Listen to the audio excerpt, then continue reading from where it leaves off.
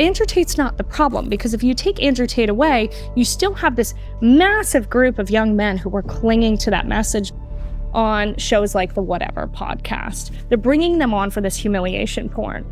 I think you're going to be really surprised at the number of men who do have options, who are choosing to have AI girlfriends or live in this digital world.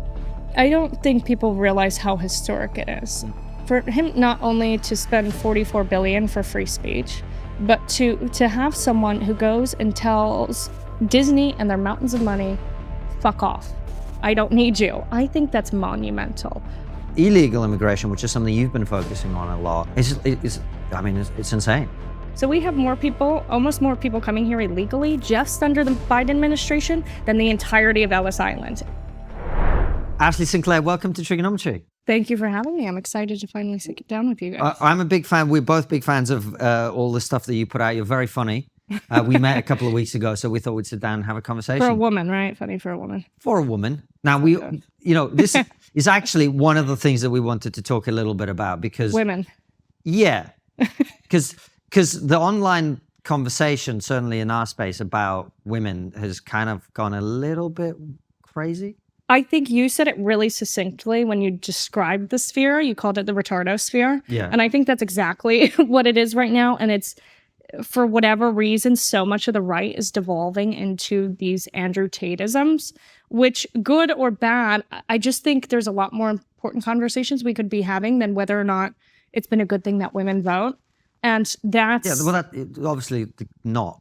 But I also think a lot of these people who say, and for those unfamiliar, there's a lot of discourse eating up the right on the 19th Amendment, whether or not the 19th Amendment was a good thing. If we repealed the 19th, if women didn't vote, we'd always have a Republican president. Well, you could apply that to other groups as well, besides women, but it's just acceptable to hate women and say these things about women. Yes, if only white men voted, we would always have a Republican president. But that's not the reality. We're not going backwards. Women vote more than men. That's just the reality of the situation. So I think it's such a pointless conversation, but it's taking up so much of the dialogue that they want to blame women for all of the ails in society, which I just think is absurd. Why do you think it's happening? And two questions. A, do you think it reflects in any way like the normal person on the street? Because I'd probably argue it doesn't. In a way, I want to say it doesn't. I don't think most people would say we should repeal the 19th. But I think... Yeah, I think that's a fair comment. I think most, especially young men, I think if you ask them who's Andrew Tate, they would know that answer. I think they've seen his content, they've digested this content. And so often when the topic of Andrew Tate comes up, I always say, Andrew Tate's not the problem, because if you take Andrew Tate away, you still have this massive group of young men who are clinging to that message, because I think for whatever reason, men do not really have role models or anybody to guide them in any way. So Andrew Tate is the loudest in saying these things. And then I think there's these folks in the right wing like Charlie Kirk who are clinging on to it because they see it's popular and they're grifting off of that narrative. So all of a sudden, Charlie Kirk, who runs one of the most important organizations on the right, they're bringing in millions and millions of dollars. All of a sudden, he's repeating these Andrew Tateisms that, women should just not work. They should stay at home, even though his organization was built on women sacrificing their 20s and working at his organization. It's fundamentally absurd, that he's spending his time as someone who's that important on the right to say, well, you know what, women, if you don't get married in your 20s, you're less desirable at 30. This is a man who married his wife at 31. Yeah, and the fundamental thing that I think we can all agree with is when people have these conversations, I think to myself, number one, you're a moron. Let's be brutally honest about it. And number two, you're not a serious person, because we have got very serious problems within our society that need dealing with. You've just touched on one of them, the cultural element of young men lacking role models, lacking direction, feeling purposeless. Why are we not talking about that? And why are you talking about the fact that if a woman doesn't get married by the age of 30, she's barren, dry, and all the rest of it, and fundamentally undesirable? Don't clip that. It's not what I think. Because it's attention porn, right? It's more attractive to watch, and very much society hasn't changed that it's really fun to watch a witch be burned at the stake, right? It's really fun to watch this humiliation of women on shows like the Whatever podcast. Jesus Christ wants you to do OnlyFans work, just so that we're clear? Yes. If God wanted you to do OnlyFans, then what would Satan want you to do? To stop doing OnlyFans? Yeah, why do you think he'd want you to stop? Because I love making sexual content. Yeah, that makes sense. So you think that God, his preference would be that you continue to make sexual content on your OnlyFans? Yes, he wants me to do it. You have these women who they know, they're just OnlyFans models. They're not exactly the brightest bulbs in the bunch. They're not bringing them on for intellectual conversation. They're bringing them on for this humiliation porn. And I think that's become really attractive and rewarded in algorithms. This sort of nastiness, this division of the sexes is rewarded a lot more than talking about what you or I or so many people might find more important.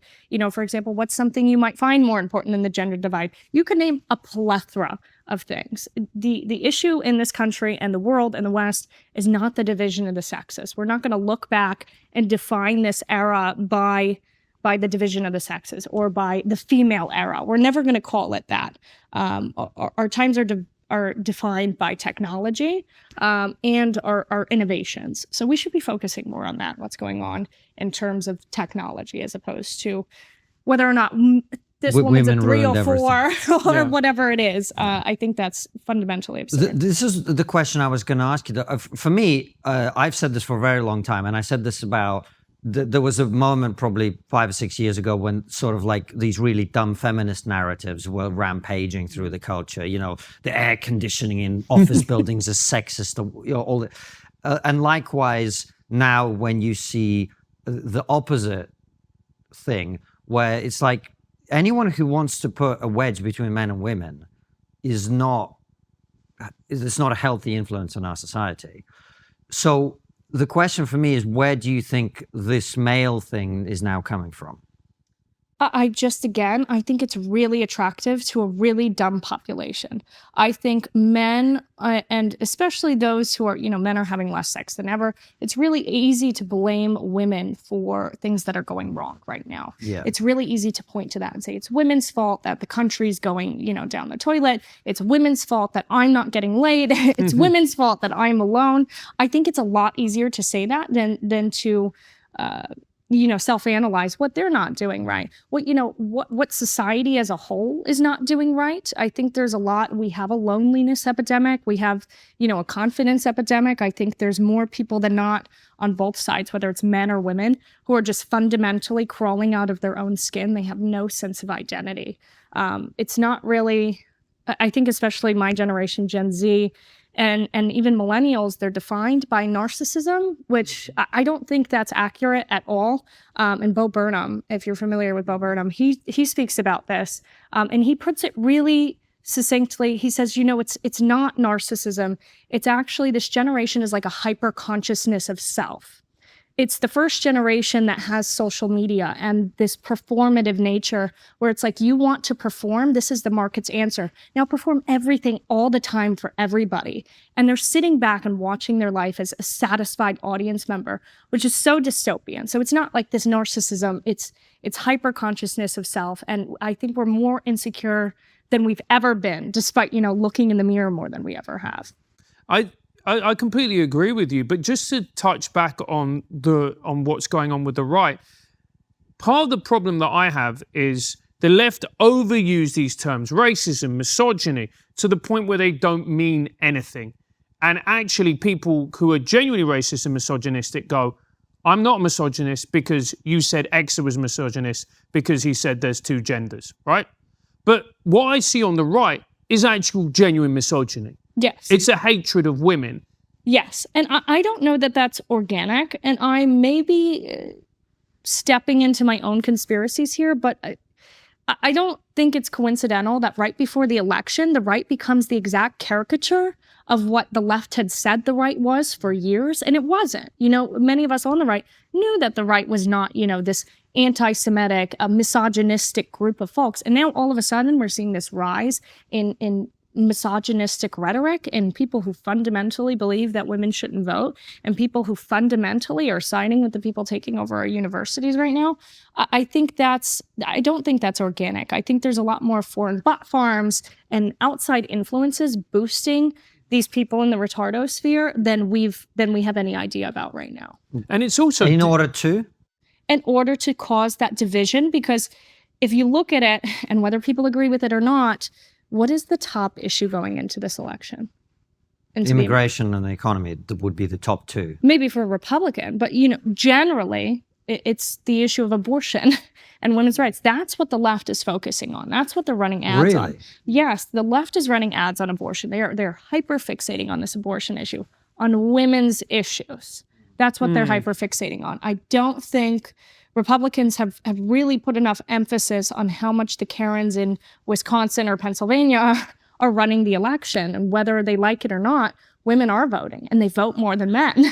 They're doing more activism than men. They do more volunteer hours than men.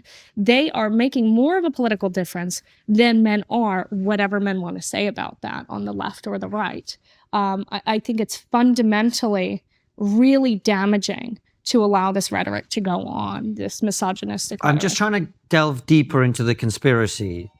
Are you saying this is kind of deliberate to get Republicans to look dumb and offensive so that they lose the election? I believe so. I really believe that this is boosted by things that are inorganic, because when you look at the engagement on some of these accounts, it is bananas. At least I don't want to believe that many people truly hold those sentiments. And maybe I'm just too optimistic about humanity and people, but I don't think it's organic at all, that all of a sudden this is sprouting up and we have this many people who genuinely believe that women shouldn't vote. I don't believe that's the case. Do you not think that every side of the political spectrum has a shadow? The left has a shadow, which is the antisemitism in particular. They've got their own version of misogyny, which we've seen. And the right do as well. Normally, you see with people who are far to the right, it's a hatred of, LGBT people, and also misogyny as well. Do you not think that this is just an unmasking? I think there is some of that. And I think there's some people who really, truly believe that. And I think there's some people who truly believe women are just objects. They really don't have the same value as men. They don't even have an understanding of women's roles throughout history. They don't understand how impactful women have been throughout all of history. Even when they were at home, they were running, our society. They were running the schools. They were raising the children. They were running all of our philanthropic issues and volunteerism and the activism. They were really fundamental throughout society, and those people won't recognize that. But I think that's a small subsection. I really do think there's something worse going on, because why is all of this content allowed on YouTube? YouTube, who has been, at the forefront of, we need to protect those who are, a protected class. And women typically fall into that class. So why all of a sudden is all of this content allowed on YouTube that is terribly misogynistic, that's terribly degrading to women, calling women 304, saying they shouldn't vote? When I don't think that would have been allowed, years ago. I just don't. I think that would have been removed from the platform swiftly. Do you not think? Okay, we're just stress testing this idea because it's interesting, right? So one of the obvious challenges that I think some people would put to this is that we've had, and I this isn't even a devil's argument thing. It's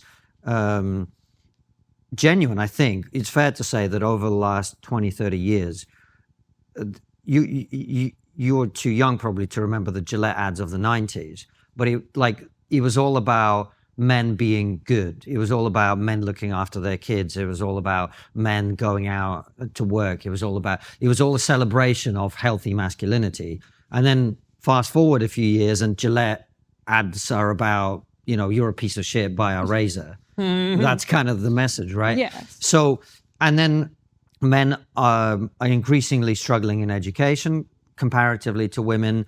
We know, statistically speaking, that women want to be dating men who are on their level or above in all sorts of different ways, including financially. So the opportunity for men to find a mate are reduced. They're being told that they're toxic and this and that and whatever. You put all that together, I'm not condoning it because I don't think it's the right response, being resentful and bitter about that for a man. But do you not think that some of it is just an organic reaction to the demonization of men over a decade or two, or however long it's been going on. Yes, I think that's also part of it. I think men have been demonized. I think there's a war on masculinity because it threatens any system of power. But I think when we dive into, okay, well, women are more likely to graduate, women do better in school now, those are all facts. I also think women are just better at being oppressed and being, turning into these, because who created the school system, the modern school system, as we know it today? That was the Rockefellers. And why did they do that? That was because they wanted better workers, not better thinkers. And women are really good at that. They're like, oh, okay, I'm going to do this. And boys are not. As soon as they're, 8 years old, 7 years old, they're like, oh, well, you have an attention disorder. We're going to put you on Ritalin. Or you're going to, you're in trouble in the classroom for not sitting there and being a good little worker bee. And I think women are just taking better to that. I don't know that has necessarily I think women are better at following orders. Yes, they are better at following orders. Naturally, I think they are. And so men have, gotten the short end of the stick when it comes to that. And when it comes to those systems that we've created and normalized, I also think there is a fundamental war on masculinity and just gender as a whole. Yeah. I think what that is a war on the natural world. I think we're so completely divorced from the natural world now, and gender's kind of like that last stronghold, that there's a war not only against masculinity, but femininity. I've been told, and women in my generation have been told, that the only way for us to be equal is to become you guys, is to become men. We have to work like you. We have to fuck like you guys. We have to do this. It's everything that makes us equal is destroying things that made us different. Well, if once you start insisting on this idea that equals means the same, yes, then you're going to erode all the natural differences between men and women, which are the source of the strength of human society, not weakness. Men and women being different and complementary is a source of strength. Yes. Right? Once you start to erode all of that, you get to the position we're now in. Yes. And so my question to you coming back to is, do you not think that rather than this being as much of a conspiracy to undermine the right's electoral chances, it's just a more naturally occurring backlash against that demonization of men and the erosion of femininity and masculinity that's been happening? It's probably a combination of both. And I think there's, again, that has us go into algorithms and big tech and what they allow and don't allow. And they're really deliberate with what they allow and don't allow. As we've seen throughout, since really like 2015, they're really deliberate. So maybe some of that conversation started happening organically because of this tension, because, naturally men and women are both feeling more disconnected than ever from their biology and the world and each other. And then it's pushed into the algorithm at these insane rates, and then pushed by what I've seen looks to be inorganic. And that's really important to consider. What is the algorithm feeding people, and why is it feeding people that?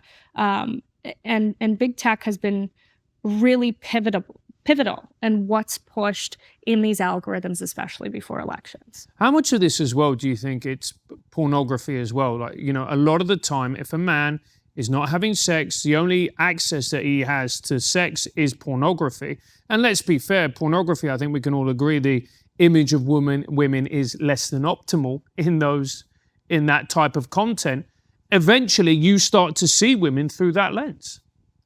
Yes, and I think we're underestimating the number of people and men who would rather that digital world and who would rather watch pornography than have a real connection with people. I think especially as we have, these AI girlfriends and this and that, I think you're going to be really surprised at the number of people, the number of men who do have options, who are choosing to have AI girlfriends or live in this digital world, as opposed to this genuine human connection. I think for whatever reason, it's more of a dopamine rush for them to watch porn, as opposed to have a genuine connection and actually have to work on themselves. Because guess what? As you're married, right?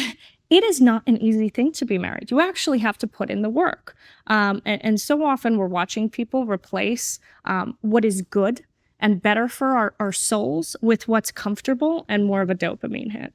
And I think we're seeing that fundamentally. I don't know that there is this return to tradition, return to traditional marriage and, general monogamy. I don't know that that's possible in the digital world because, again, we've replaced what's good for our souls with this dopamine rush, with this digital era, with this everything's at our fingertips, as opposed to I want to be in a marriage, I want to work on myself, I want to understand another human being at the most intimate level possible.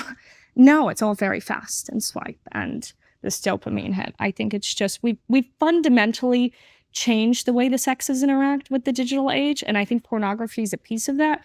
But they're also making that choice to do that. This is just more attractive to them. It's also, as well, if you think about it, what the internet does in many ways is encourage isolation. We've been fed this narrative that, oh, social media connects people. It doesn't connect people. It connects them in certain ways, of course. But actually, the ultimate form of connection is people sitting down and having a conversation, which is not what the internet is actually about. And I know from being a man, like I'm writing a book at the moment, if I'm isolated writing this book for certain periods of time, I come out of my room really fucking angry. And that anger has to go somewhere. And if you haven't done we need to get you a new girlfriend, mate. We need to get him an AI girlfriend. Yeah, exactly. But if you're angry and you're young and maybe you don't understand where it comes from, that has to be directed somewhere. And what it's going to be doing is funneled wherever you spend most of your time. And if most of your time is spent online, that anger is going to be funneled right back there.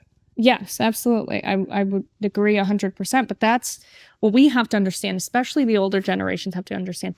That is the new normal. We are the older generations, by the way, mate. Just saying. We're young. But especially the generation above you and the boomers, and there's a lot of fish shaking at the cloud, like that Simpsons meme. Yeah. You know, old man yells at cloud.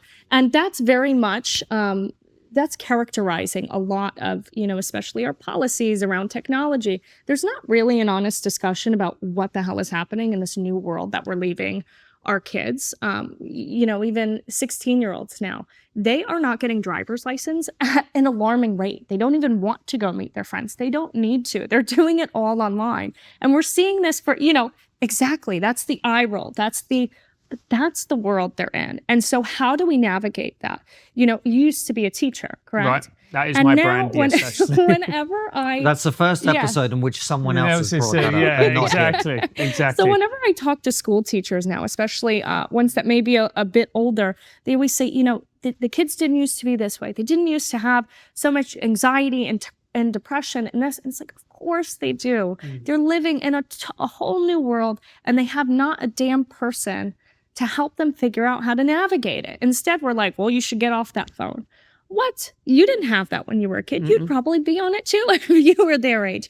It is this infinite, awesome world where anything is possible and you have access to everything all the time. Of course, they're going to be on it. So how do we navigate that? And I don't think there's enough valuable conversations around that. We're just like, well, we shouldn't do this. Probably not, but we are. And it's also, to go back to the porn thing, if you're a kid watching hardcore pornography, you think you don't understand that what you're being presented with is fantasy. Yes. You don't understand that what this is entertainment, for want of a better term. So you think that this is how men and women interact. So then when a woman does not present herself or doesn't interact with you in the way that a porn star does, you feel cheated and angry, which is why you then lash out. Yes, they do. I mean, they want this woman who's like pregnant and barefoot all the time, but also, a porn star in the sheets. Yeah. It's this really terribly idealistic version of women, but, men have that too. Men have that, women have that for men. And I think everyone just needs to lower their standards. Well, there's the title of the episode. Yeah. Lower your standards. Ashley Sinclair, lower your standards. That will be your catchphrase. You're not that great. Thanks for looking at me whilst you say that. I appreciate that. You're not that great. Thanks, love. I'm happily married, so you're the only one that. And she settled for you. And Exactly. That's find the one that will lower herself to your level. Yeah. So lower your standards. You're not that great. I remember my last bowl of Magic Spoon cereal so clearly. Each spoonful a symphony of flavour, a dance of delight on my taste buds. Little did I know, it would be the last time I got to eat Magic Spoon. Francis, snap out of it. We need to do the ad. Right, sorry. Anyway, a couple of weeks back, the good people at Magic Spoon sent us their incredible high-protein, zero-sugar breakfast cereal. And I can tell you that we're already placing a new order because it's all been eaten. Francis, remember, calm. You can choose from the best-selling cocoa, fruity, frosted, peanut butter, and maple waffle flavors. Magic Spoon is so confident in their product that it's backed with a 100% happiness guarantee. So if you don't like it for any reason, they'll refund your money, no questions asked. And for our Canadian and British fans, you'll be delighted to know that Magic Spoon now ships to Canada and the UK. So click the link below or scan the QR code and use the code TRIGGER for $5 off, or go to magicspoon.com/trigger to save $5 off your order today. And now, back to the interview. But that's interesting. So what are the unrealistic standards that women have for men? Because we've spoken about the unrealistic standards for men and women, that women have for women. What's the inverse Men of have that? for women. Men have for women. That's the one. I think the inverse is that, especially for women, there's this expectation that men are kind of going to be like your emotional support dog, and they've kind of, put their girlfriends to the side. And what we used to get from community and women just being in the village and talking all the time, we now need that from men. We need you to be our confidant, our gossip, our girlfriend in a way that lives with us all the time. It's like we've have this expectation that men are supposed to be like our emotional support teddy bear as opposed to what they are. And that's, our providers, our soulmates, or, whatever it is, and not necessarily on top of each other like we've come to be. I think this cohabitation and this connection to our partner all the time, that's really perpetuated by women and some really jealous men, but women really like being connected to their partner all the time, bothering them at work, sending them a million texts. And I think that's probably not healthy. And I think women probably need to examine the behaviors that they have that are maybe a bit clingy or not innate to men's ability. Men don't want to be on top of you like that unless they're controlling or jealous. It's so interesting you say that. My wife and I were just having this conversation because we were on holiday together for a week after I'd been away for a bunch of time, and we really were reconnecting and talking a lot. And at one point I was like, okay, I'm really enjoying this, but I need to go and sit in the bar for an hour. And when I came back, we talked some more, and she was like, yeah, I really need to connect with more of my girlfriends because if I'm trying to get all this particular need satisfied by just you, it's too much for both of us. And it's not what I need. That's the best way to put it. They try to have all of their needs met by one person. Yeah. And then they're leaving the person that gives them 80% for someone that gives them the other 20%. And, it's this constant thing. You're never going to get it from everybody. As long as they're not, abusive or controlling, there's a lot that you can look past and just settle for. But, men used to go out and hunt for weeks at a time, and we'd be by ourselves or in the village or with our girlfriends. And now it's all the time. We're just around each other all the time. And I think it's really rather toxic. Well, it's funny you say that, because whenever I'm going away on a trip or whatever, I say to my wife, like, I'm out hunting. I literally will say that to make myself feel better. But I was going to ask you, one of the things that I think you're very good on is tech, and we've alluded to it earlier. When I was in Australia, I did a few talks, and in the Q&A, someone would always ask me if I see any positive signs. And I would always mention that Elon Musk taking over Twitter really changed everything. And this is an audience of people who I wouldn't necessarily have thought of as like these young, hip, tech-aware people necessarily.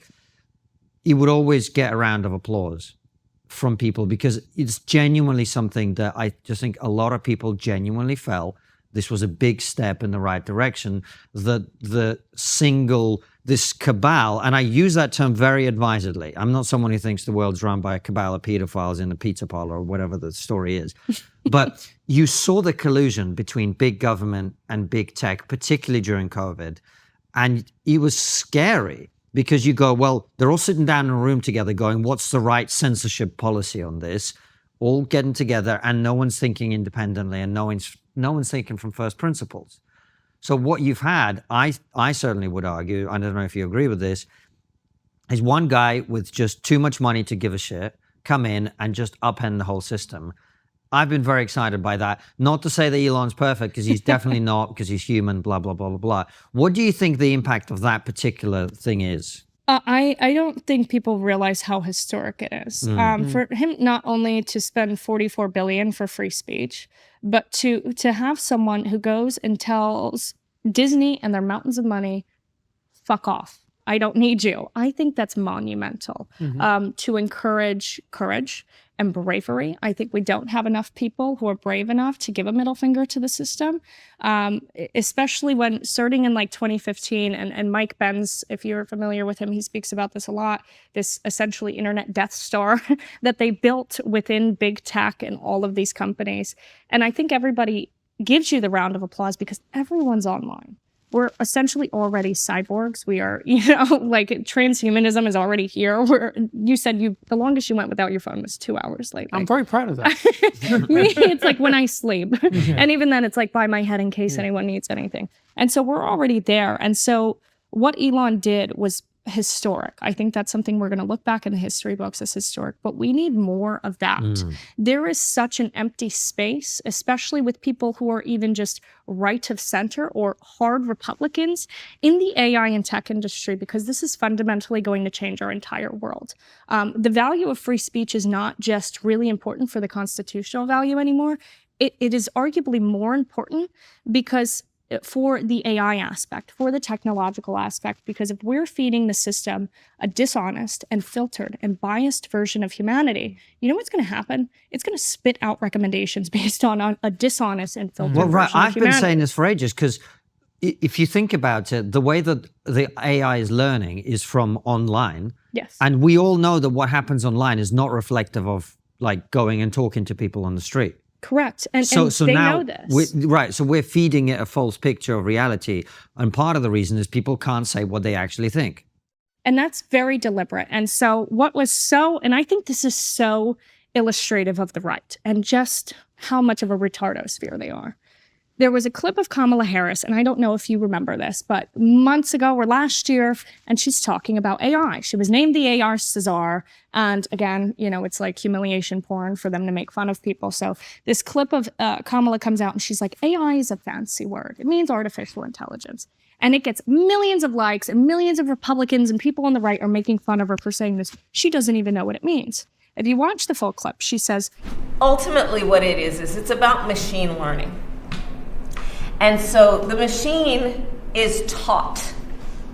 And part of the issue here is what information is going into the machine that will then determine, and we can predict then, if we think about what information is going in, what then will be produced in terms of decisions and opinions that may be made through that process. What you teach the machine then impacts the decisions and opinions. And that, to me, is the scariest thing that possibly could have come out of her mouth, is that this terribly biased administration is saying, we're going to take a focus on this machine that impacts decisions and opinions of and for humanity.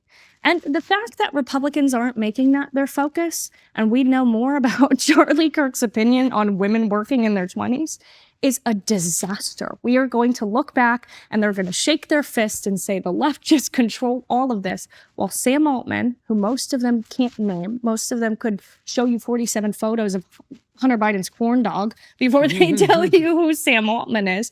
Sam Altman is the guy asking for $7 trillion and giggling online about asking $7 trillion for these AI projects, for shaping all of humanity and the recommendations for this system. And he's in Congress, walking in there every day, talking about the regulations for AI and trying to kick the ladder out from under him. And the fact that we don't understand how much of a focus the left is putting on AI is really terrifying.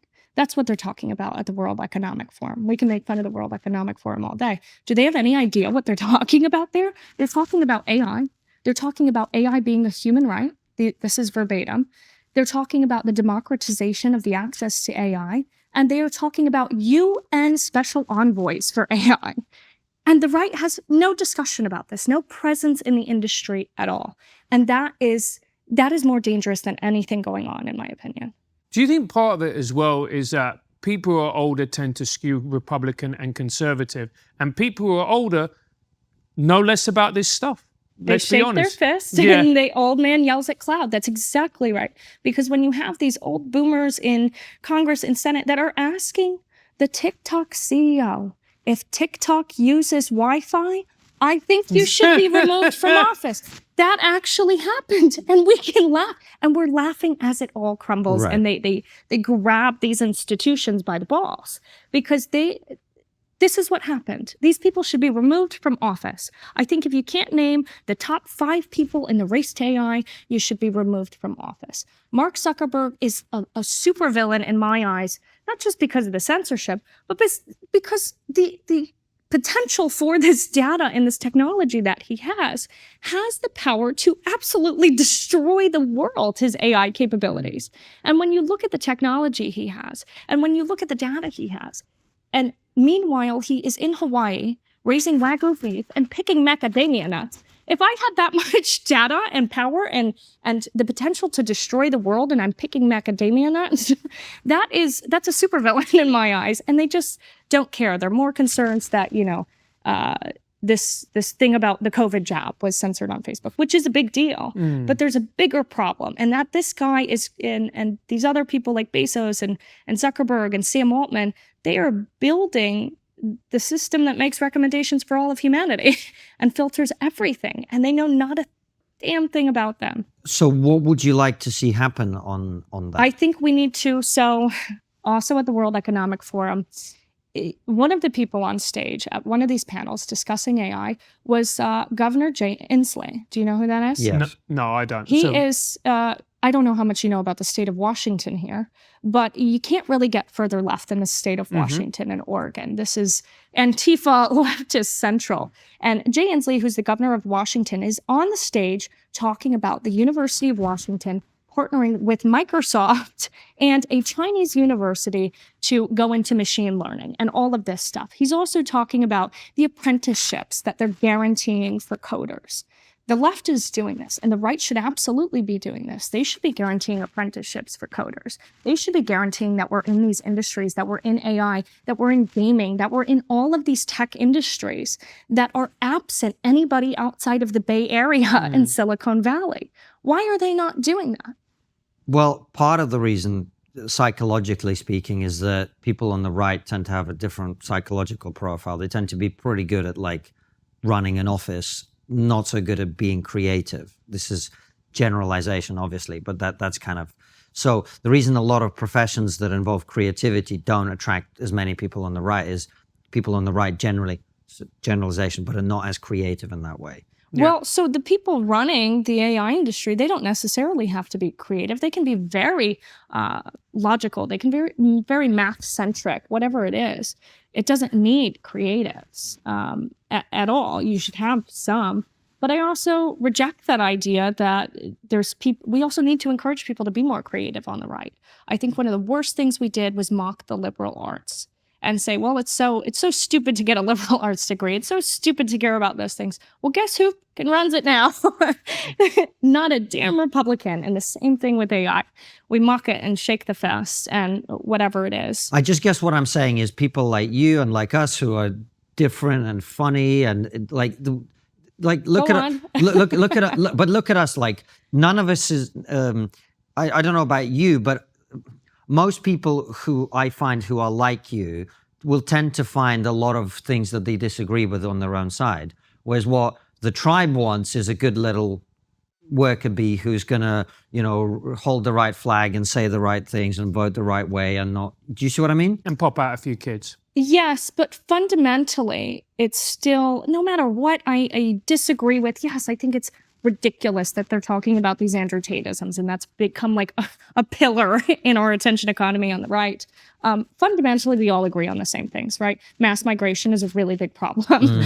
Free speech is a core fundamental value. We haven't really diverted on those core fundamental values. I think all of this is just noise. Well, if we focus, sorry to interrupt, if we focused on those things that you'd find the overwhelming majority of the country actually agreed on. Yes. If we focused on those things. That's a bigger threat. Mass migration is a bigger threat. I mean, historically, throughout history, again, you want to go back to the Roman Empire and the mass migration of the Huns and the Germanic tribes. I mean, it's going to lead to what I believe is the fall of the American Empire, is this mass migration and the fall of the West. Yeah, I also see as well, like the right, and you've touched on it, but I sometimes see the stuff the right talks about and go, why are you banging on about this all the time? all the time. Look, the trans thing is important, and of course, protecting kids. Yeah, we'd never have lots of people to talk about it. But they constantly talk about it like it's the only thing to talk about. And you go, it is important, but it's not the most important. There are other things that we need to discuss. But they have their very set topics, and they kind of don't deviate away from that. And you want to say to them, do you not think that there is other things here to discuss? But they can't seem to do that because it's like they've applied these blinkers and like, no, we are just going to talk about this.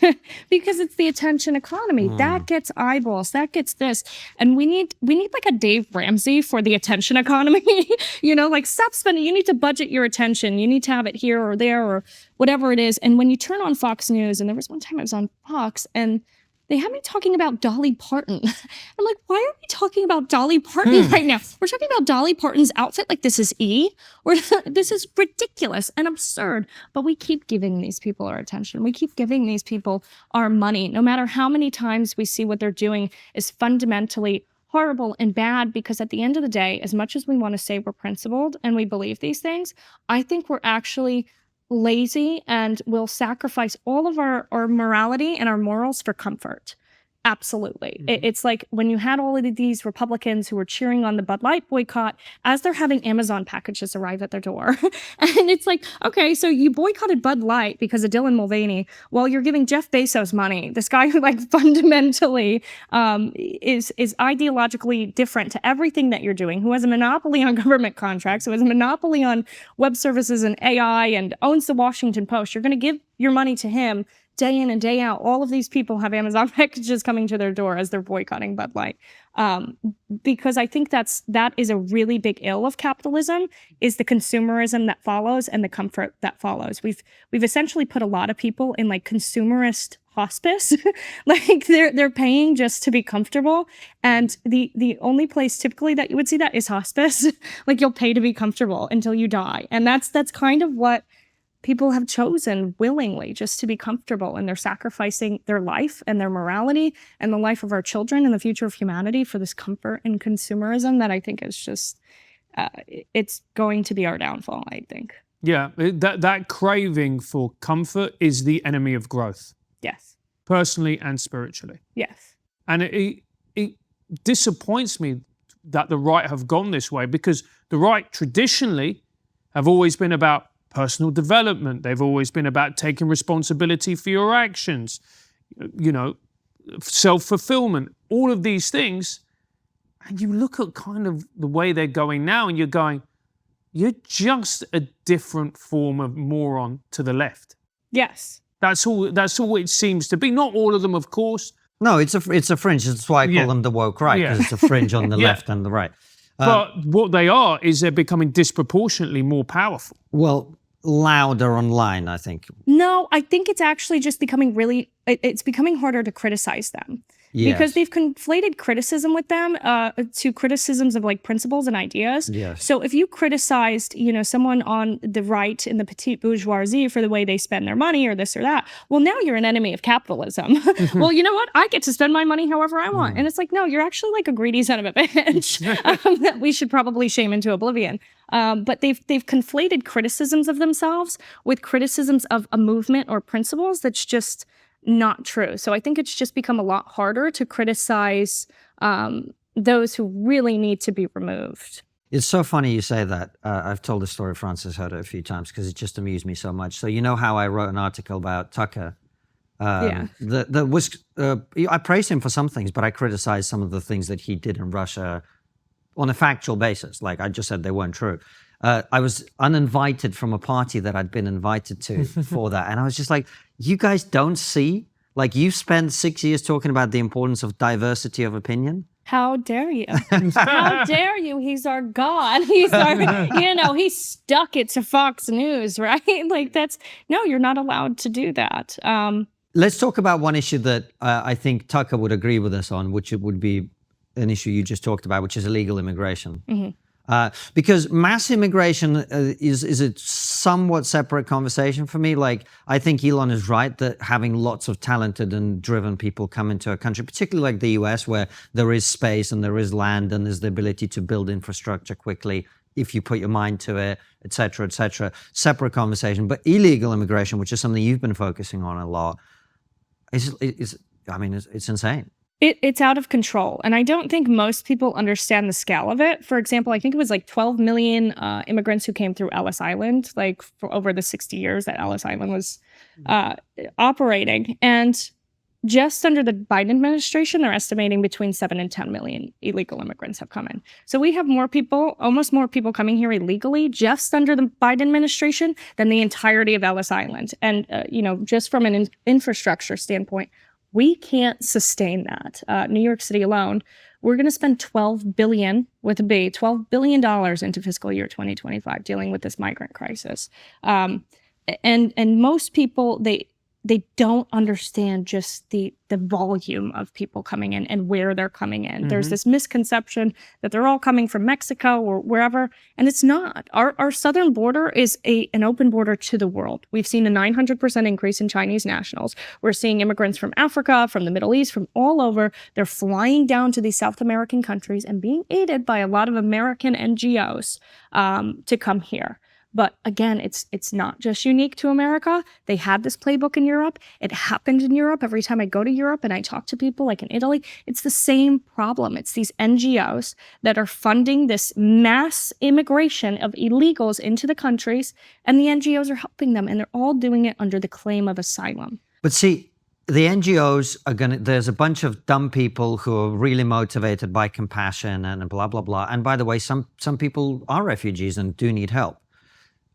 The problem is the government's supposed to be in charge of this. But I think that's dangerous too. I have to stop you on, there are some people who need help. Well, where do you draw that line of what help we should give? Because what the left will do is they'll say, okay, well, that comes from a point of privilege.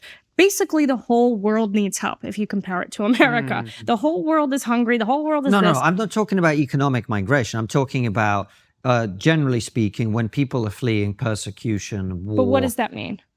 Persecution. It means when someone is trying to kill them. Yes, but what does that mean? Because they blurred that line is why I want to get an exact definition. Fine. Well, what I'm saying is, for example, people fleeing Hong Kong because they're pro-democracy protesters. People fleeing Ukraine because they're fleeing war, right?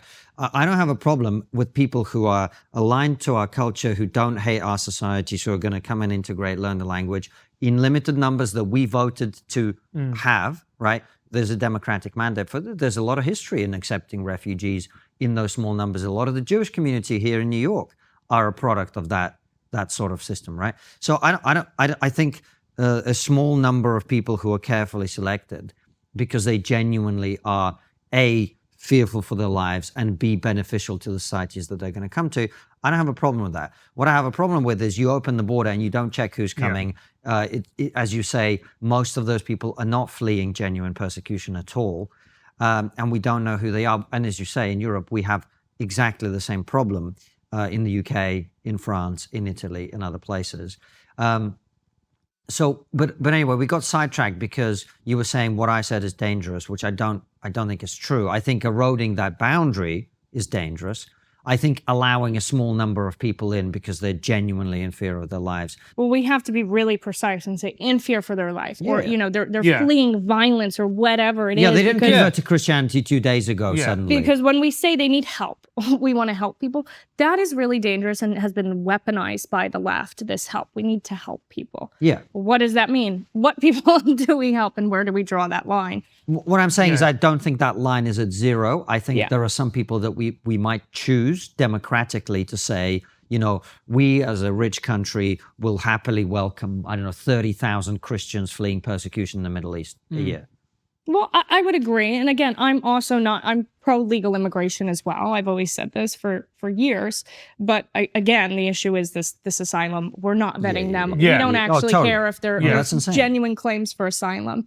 And because there's international treaties for these refugees and whatever, it's really hard to stop it. Right. So that was my point, right?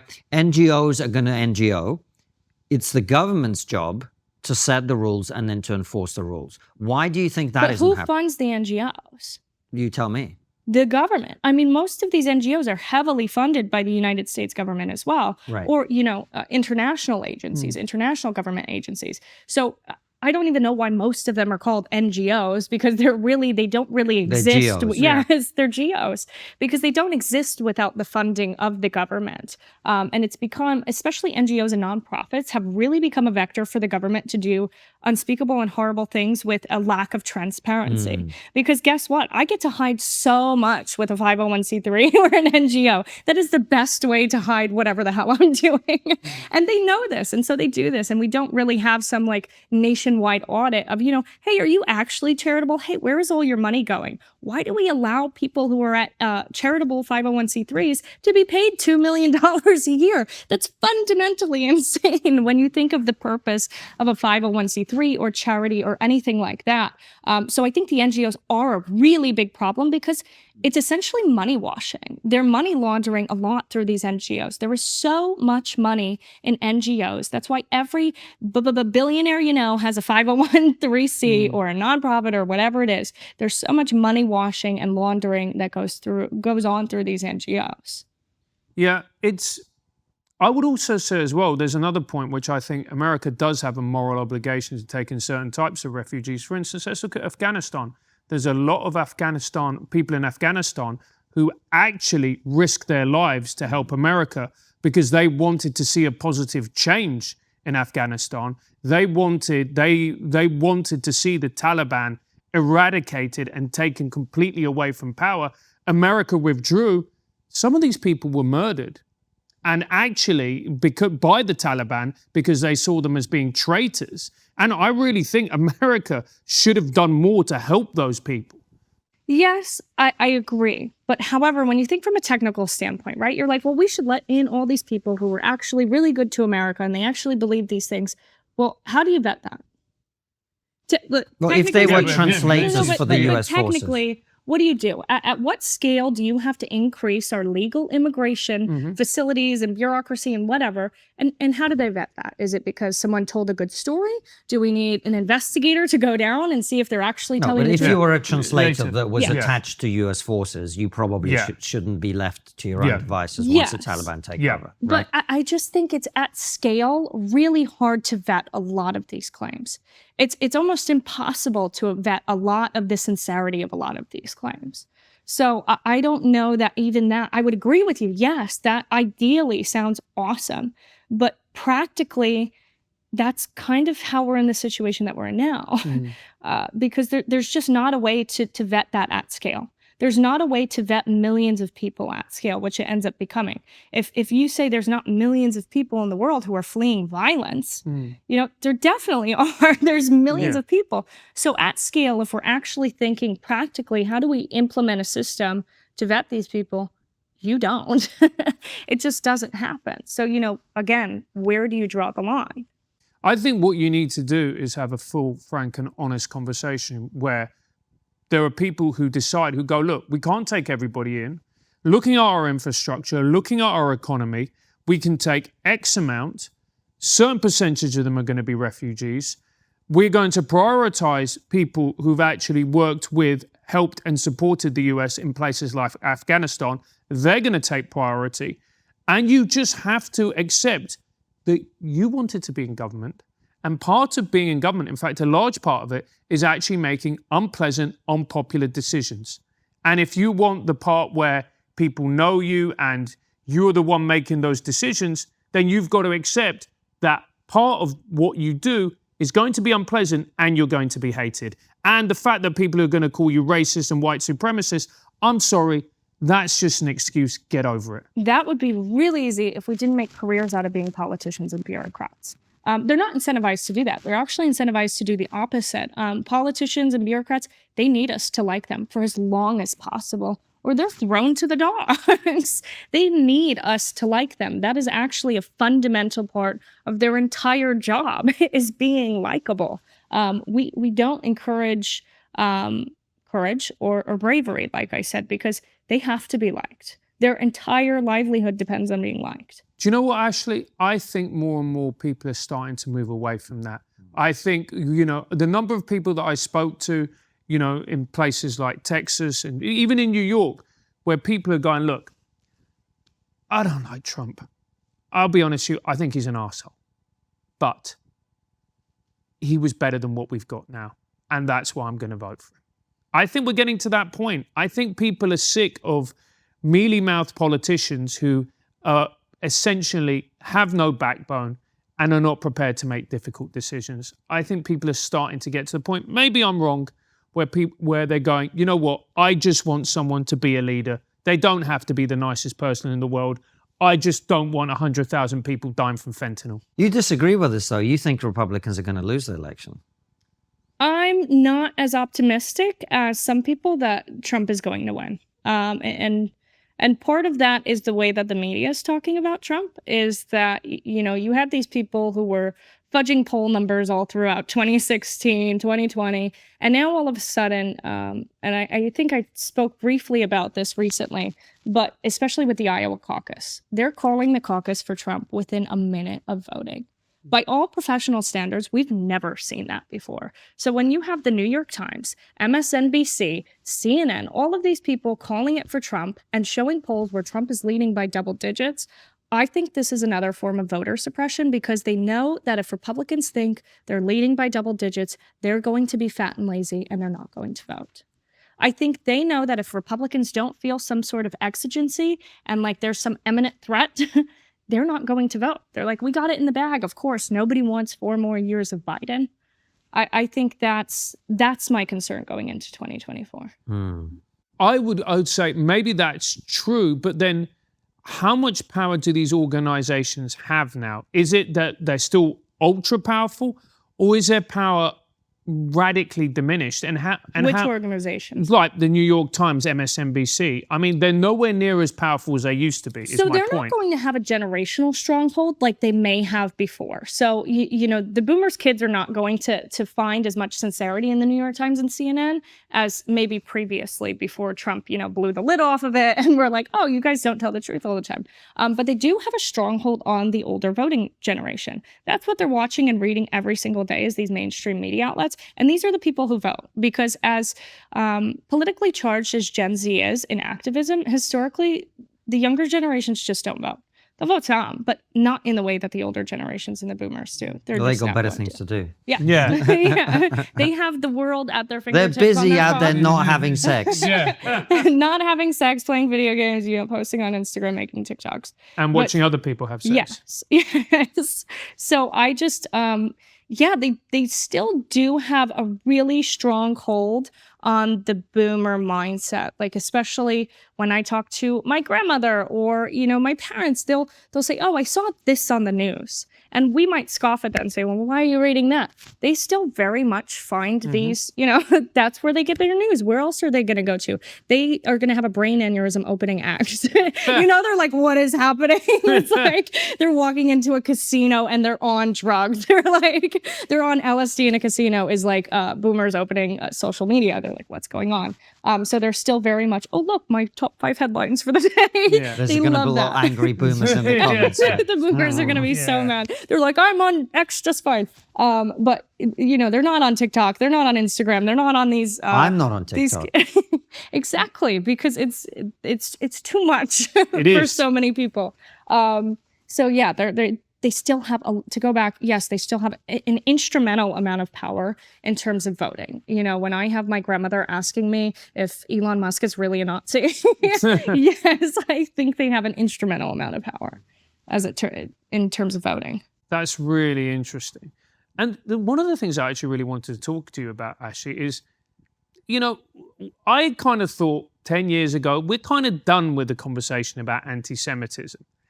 And now it seems on the left, we've just seen it, you know, absolutely come back in full force. But I'm starting to see it on the right as well, where I'm going, I didn't expect it from your guys. I've always said anti-Semitism is a bipartisan position. Yes, and especially what's characterizing it now.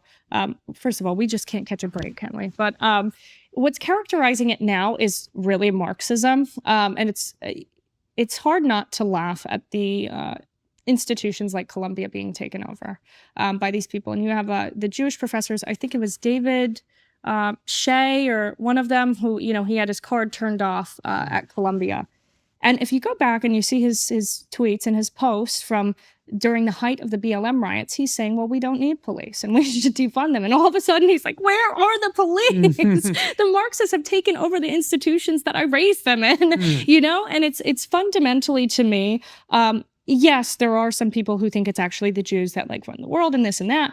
But I think it is inherently anti-white and anti-West rhetoric. Yes. That's really, it's Marxism at its core. Yes. It really doesn't, the Jews are just really easy to say it about because, you know, they do run so much. It's like, oh, look, it must be them. They're at the top. In the same way, it mimics a lot of the DEI conversations. It's like, well, the problem must be white men since they're a majority of CEOs. It mimics that in a lot of ways. But I don't think the issue is fundamentally this circa 1930s issue. I think it really is Marxism. I think it really is this anti-white rhetoric, this anti-oppressor rhetoric that we need to redistribute everything. Because again, at all of these institutions, it's happening at all the universities, that they're being the perfect little Marxist soldiers that you train them to be. Of course they are. The woman who, if you saw the video, there was the video of the woman who's like, we need humanitarian aid after they took over Colombia. We need water, we need food. This woman, I shit you not, she is, her focus, she was an assistant teacher, something like that. PhD student with an emphasis in poetry through a Marxian lens. That's not a joke. That's not a Babylon Bee headline. That is reality. This woman had she was a PhD student for poetry and imagination through a Marxian lens. That is exactly what's happening because I'm watching the same people who are rioting and looting through BLM and destroying my city. Now they're sitting here and they're saying, from the river to the sea. It has nothing to do with Palestine, just like it had nothing to do with the Black community and what they were going through either. And I actually think the actual issue is being completely obfuscated. The real issues in the Black community were completely ignored and obfuscated. The real issues for the Palestinians are completely obfuscated and ignored. And you have these spoiled little rich kid brats asking for humanitarian aid at Columbia University where they're paying, an ungodly amount of money. All right. So, well, all this humanitarian aid talk is making me hungry. So need some humanitarian aid. Let's order some from Uber Eats. You've been in America too long, my friend. I'm very hungry. So, Ashley, it's been great having you on. We will ask you a bunch of questions from our supporters that they've already submitted that only they will get to see on Locals in a second. But we always end our conversations with the same question, which is, what's the one thing we're not talking about that we really should be? AI. Absolutely, AI, and how we can have our principles, especially as it relates to free speech and liberty, how we can apply that to this new world that's run by AI and robots. So I think that's what we absolutely need to focus on. Awesome. Well, head on over to Locals where we continue the conversation.